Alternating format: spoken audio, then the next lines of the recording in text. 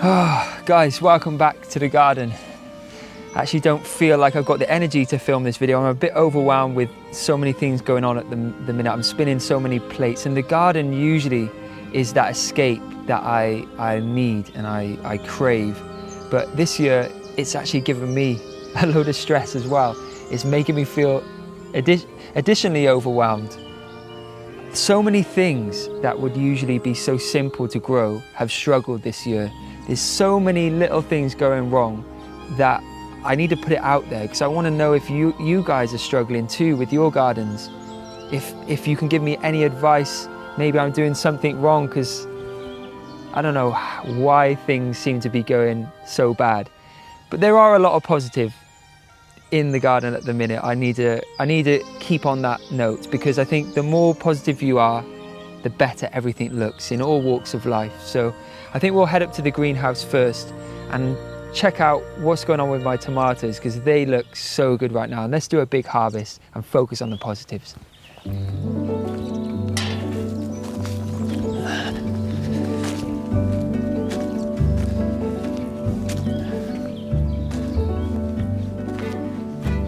Well, it's a bit of a jungle in here, as you can see. There's not much space to breathe because these tomato vines are just colossal.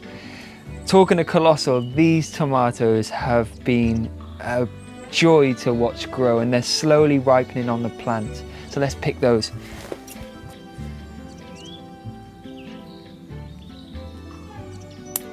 Wow, that is probably the most beautiful tomato I've ever grown. Or ever seen, in fact. Look at the colour on it. Now, I thought this was on its way to going red, but it actually looks and feels like it's ripe now, so maybe it won't go red. But anyway, I was told by my friend Charles Dowden yesterday when we visited his amazing garden, who we actually did a whole tour with last year. You should definitely check that out. That you should always pick the tomatoes when they're almost ripe, when they're orange essentially, so that the plant has time to focus its energy on producing more really beautiful, ripe, juicy fruits. But that is incredible. I'm so happy with that. What I'm going to do is pick the rest of them, and as many tomatoes as I can right now, and actually weigh them, because I'm really intrigued to see the weight of my harvest, and then potentially we can work out how much that would have costed in the supermarket. Well, that is all of the red stroke orange ones. Look how many. It feels very heavy. And I actually do have some black tomatoes too. I don't even know if they're ready, or do I just feel them if they feel ripe? These feel quite hard still. I don't know. These ones, yeah, they're hard too. So I'm not sure about these black ones. Maybe I should let them ripen up a little bit longer. Let me know if you've grown these before. They're very beautiful to look at though. I have this another one down here, which is another variety. I'm so bad at remembering what seeds I sowed, but that looks incredible. That's definitely not ripe, it's still green. But another good thing, another positive, cucumbers seem to be doing decently. I've got one here that seems to be doing so well so far, and that's a good sign. I know that this is going to be a healthy cucumber plant. I've got some more here. We planted these in the ground about 4 weeks ago, and they're already up to my waist, if not bigger, pumping out fruit. Soon I'll be harvesting loads of cucumbers, which is the best thing I love to grow. It's amazing. These chickpeas are doing well here too. I can see the little pods where the chickpea is inside. I can even see a mini watermelon as well, which is great.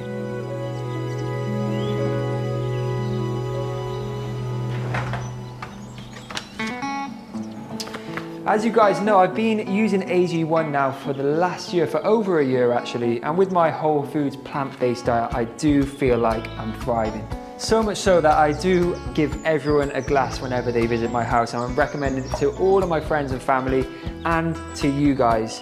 And thankfully, AG1 is sponsoring today's video, which means we can continue to make this content for you. So let me tell you a little bit about it. AG1, if you didn't know, is a comprehensive and convenient blend of over 70 vitamins, minerals and other ingredients, including gut-friendly bacteria, antioxidants, high-quality mushrooms and more. A scoop of AG1 contains the nutrients you need to support your mental performance, energy, heart health and immune system.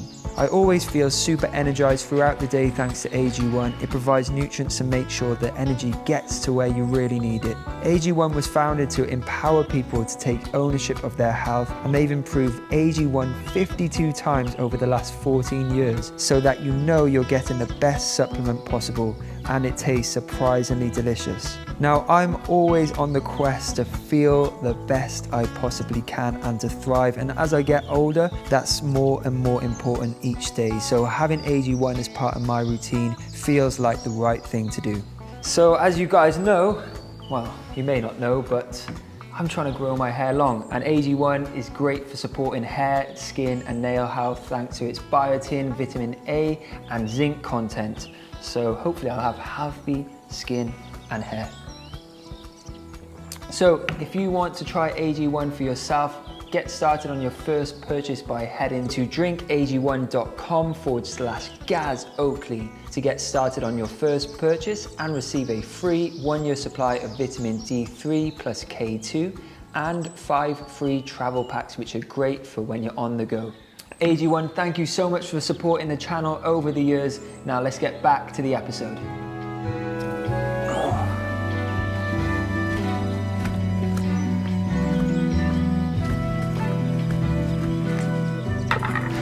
All right, let's weigh these tomatoes.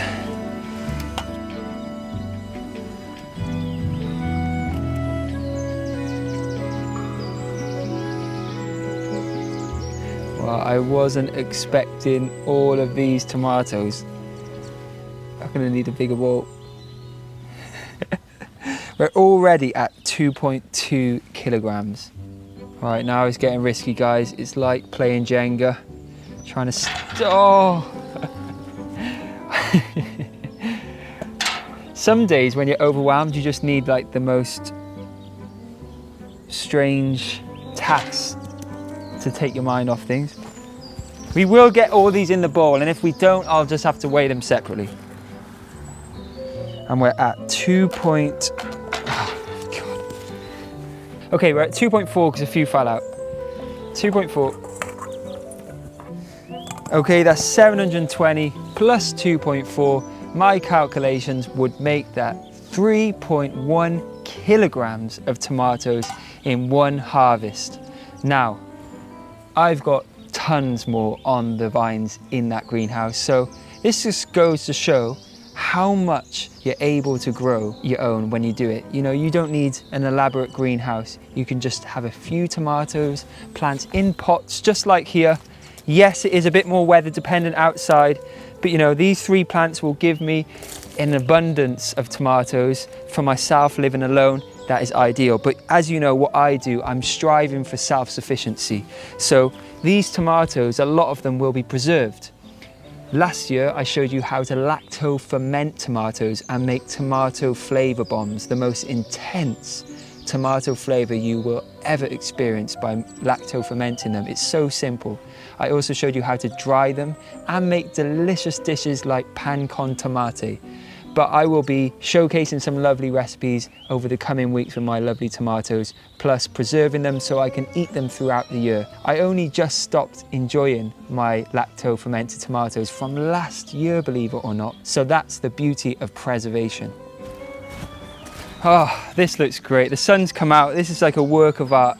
And to think that these seeds were sown in the darkness and the cold of January, and now I'm harvesting, you know, that investment that I did back then, nurturing the plants, it makes it all worth it. And this is why I love gardening. And actually being out here for the last hour or so, I feel like the stress is melting away. So I'm gonna give one of these a little taste, one of the ripe ones. I'm gonna give this lovely juicy red one and one of these black tomatoes a taste. All right, let's try this black one. It looks amazing, really fleshy.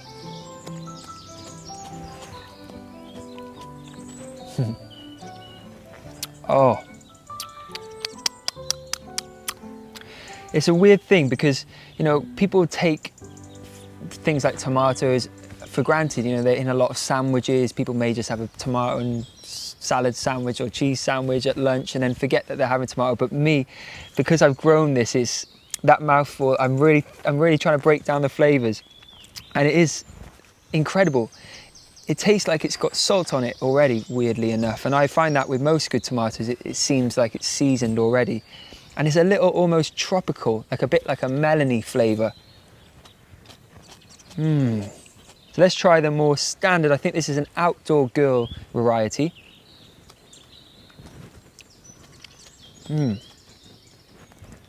Wow. Oh, tangy. At first it's not as sweet, but then it's very tangy at the end. Very much a traditional tasting tomato. Well, that's a great harvest. I think I've got another great harvest next. So we're keeping on with the positivity. We will talk about the bad stuff at the end. Not that it's going to put a downer on anything, because I reckon by the time I've done this next harvest, I'll feel great, and the problems that I've had in the garden won't be so much of a problem.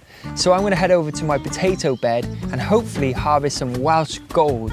So before digging for my Welsh gold potatoes, I'm going to chop back the plants, get them short. They'll go on my compost heap, and then we'll get my fork out and dig the potatoes.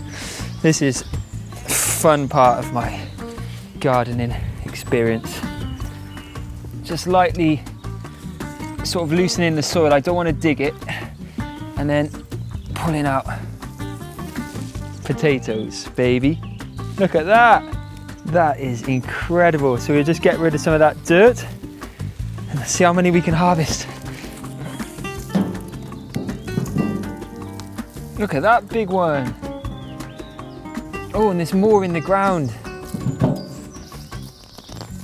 There's so many potatoes, guys. This is great because, you know, they're so substantial.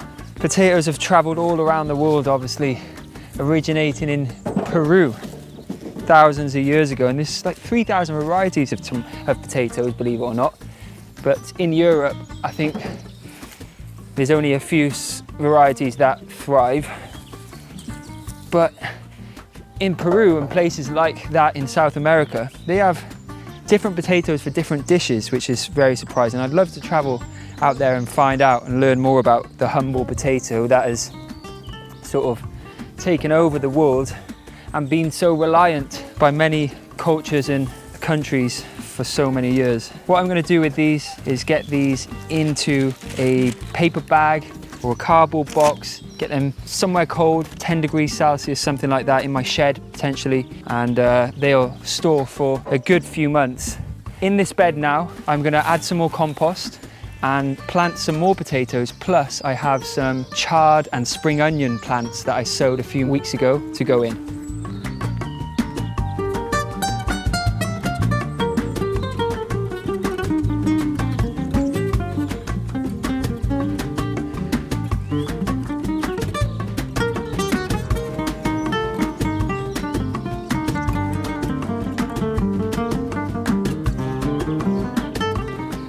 Oh, it feels like some sort of peace is restored just by having this nice, organised, neat little chard and spring onions in the ground. But it's actually chard that's been one of the problem plants or crops this year. Funnily enough, it seems to be the easiest thing to grow every year previously, but this year it's been a nightmare. I sowed the seeds the time I usually sow the seeds, in February, March. Those ones didn't germinate. And then the next ones got eaten by slugs. And then, so that was a disaster. That didn't work out. But chard is something I eat all the time. And it's missing it. The garden's missing it for sure. I miss that colour and the vibrancy. It's like traffic lights in the beds. Hopefully that new stuff does well. Then I sowed carrots. I've sowed carrots 4 times or 5 times this year so far. I sowed them first in March, in between my onions. I wanted onions, carrots, onions, carrots. None of them germinated. But actually maybe like 3 or 4 I can see there, but I should have had tons of carrots.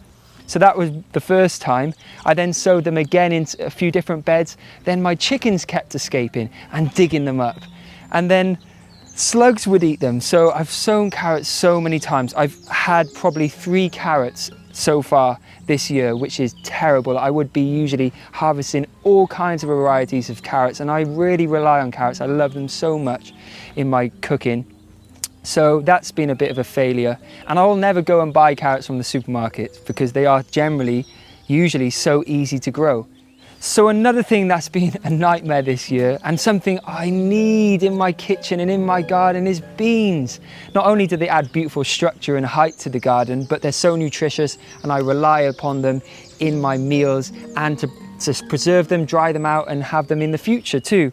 And I sowed so many beans this year with the hope of storing loads, but slugs decimated the early little baby plants that I planted out. It's been a nightmare. I've sowed beans about 4 times, and each time, bar the last time, they were eaten by slugs. I don't know whether it's the wet and mild winter that we had this year that sort of encouraged slugs, or the fact that my new pathways are all wood chips. That's something new. It's a new addition to my garden. That could be encouraging slugs. It's very frustrating, and so much so I had to reach out to expert advice. My friend Adam Jones, who has the most amazing garden, he's going to give us all some tips on how to protect and to live with slugs in harmony without them destroying your garden. So that's coming soon. But finally, I've got some signs of positivity on the bean front. They've started to climb up the various archways and teepees in my garden. And fingers crossed, this sort of warmer weather that we're now starting to see is gonna drive away any pests and the plants are gonna thrive. Beets have also been a huge struggle. They've all been eaten and I'm yet to harvest a decent sized beetroot. Fingers crossed they come to life soon. I've got a few nice plants looking healthy over there. One thing that I've been really trying to do this year is encourage a load of ecology and critters and creatures. So having a load of flowers, from medicinal plants to decorative plants like my roses and lilies. I planted some bulbs early on in the year and the lilies have finally started to sprout and they look so beautiful. I'm very proud of them. It's been really nice harvesting some flowers and making bouquets. Never in a million years would I expect to be enjoying creating a flower bouquet for friends and family and my mum and for my kitchen. It's beautiful. So that's something that I've enjoyed. Oh, that is looking beautiful. I'm going to pop these in a lovely little vase inside my house. These are all medicinal flowers, believe it or not. And I'm going to do a video on the medicinal plants that I grow and how I use them very soon. Once I've got these in a vase, I'm going to come back out into the garden and go up to the terrace because I've got a load of beans to harvest, and then we'll check on the chickens.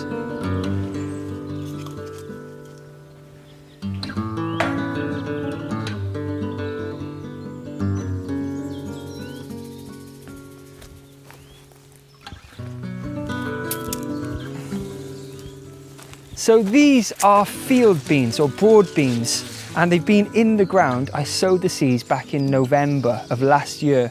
They popped up, I forgot all about them. They're now at a point where I need to harvest them because I notice on the leaves they have this orangey stuff, which I think is something called rust. You may have to help me with that one, but I just don't think they're getting any more sunlight. They're not going to be able to photosynthesize with all that on the leaves. Look at me getting all sciencey. So I'm going to harvest these beans now, and at a later date I'll shell them and pop them in my freezer and eat them over the course of the next year.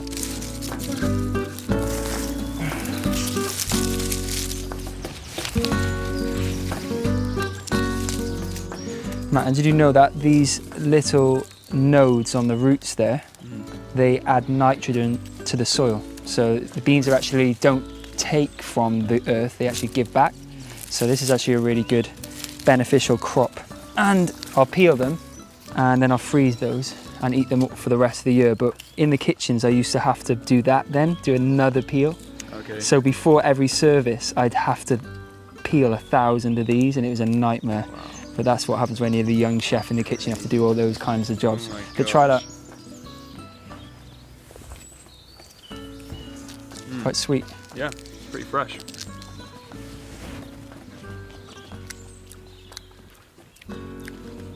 Need to be cooked first. Well, this is a nice little bean harvest there. Thank you for your help. So all this is going to go on to the compost heap now. We'll chop it up small and say hello to the chickens. Chickies! I had to do 2 fences to stop the chickens getting out and digging up my veg, even though they got all of this beautiful, glorious space. They just like the wood chip paths, I think. But here you go, chickens. Here's some chard. Enjoy that. They love chard. Look at my apples as well. These trees are only like 4 years old and I'm getting quite a few apples.